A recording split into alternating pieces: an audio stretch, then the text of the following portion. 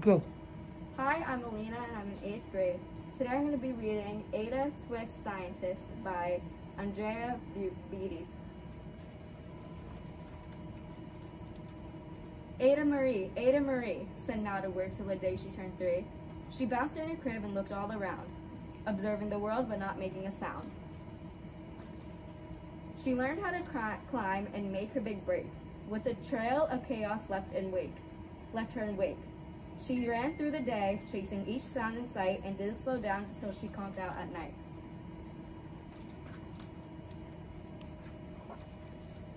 Her parents were frazzled, but tried not to freak, as Ada grew bigger and still did not speak. Clearly, young Ada, with lots in her head, would have something to say when it ought to be said.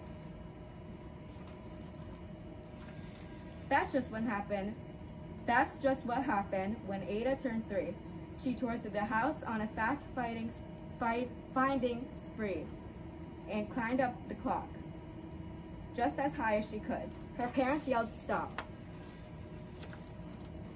Ada's chin quivered, but she did not cry. She took a deep breath and she simply asked, "Why? Why does it tick and why does it talk? Why don't we call it a granddaughter clock? Why are there pointy things stuck to a rose? Why are there hairs up inside of your nose?" She started with why and then what, how, and when. By bedtime, she came back to why once again. She drifted to sleep as her dazed parents smiled at the curious thoughts of their curious child, who wanted to know what the world was about. They kissed her and whispered, "You'll figure it out." Her parents kept up with their high-flying kid, whose questions and chaos both grew as she did.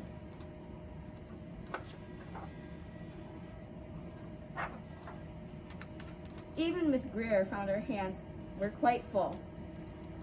When young Ada's chaos wreaked havoc at school, but this much was clear about Miss Ada Twist.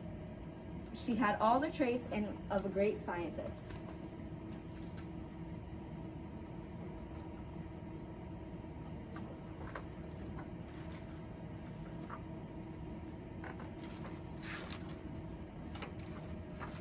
Ada was busy that first day of spring, testing the sounds that make mockingbirds sing, when a horrible stench whacked her right in the nose, a pungent aroma that curled up her toes.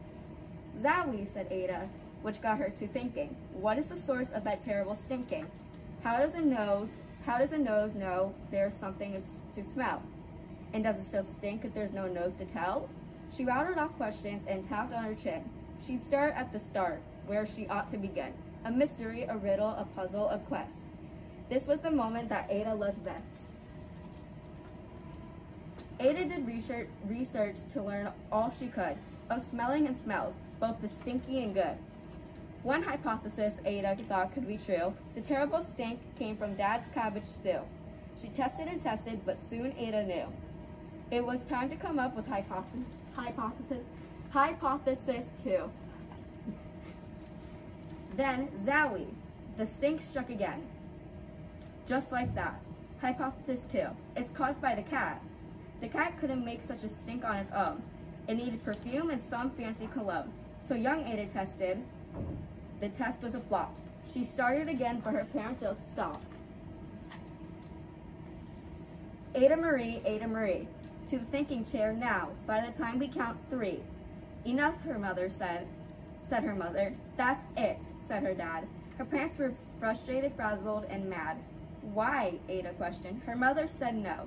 "What?" Ada cleared. Her father said go. "You ruined our supper. You've made the cat stink. Enough with your questions. Now sit there and think." She looked at her parents. Her heart turned to goo. Poor Ada Twist didn't know what to do.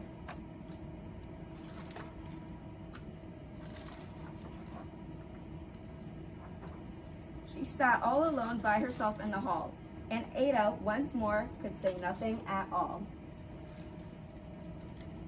And so Ada sat, and she sat, and she sat, and she thought about science and Stu and the cat, and how her experience made such a big mess.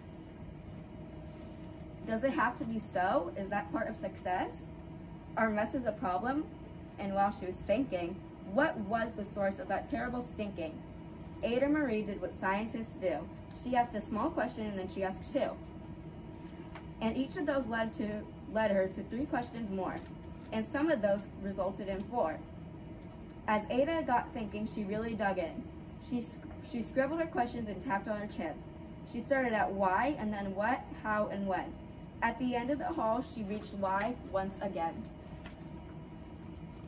Her parents calmed down and they came back to talk. They looked up the hallway and just had to gawk. No patch of bare paint could be seen on the wall. The thinking chair was now the great thinking hall. They watched their young daughter and sighed as they did. What would they do with this curious kid who wanted to know what the world was about? They smiled and whispered, "We'll figure it out." And that's what they did, because that's what you do when your kid has a passion and that heart is true. In heart, that is true. They remade their world. Now they're all in the act of helping young Ada sort fiction from fact. She asked lots of questions. How could she resist? It's all in the heart of a young scientist.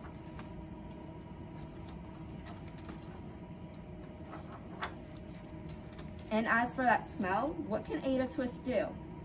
But learn as all she can with her friends in grade 2? Will they discover the stink that curls toes? Well, that is the question. And someday, who knows?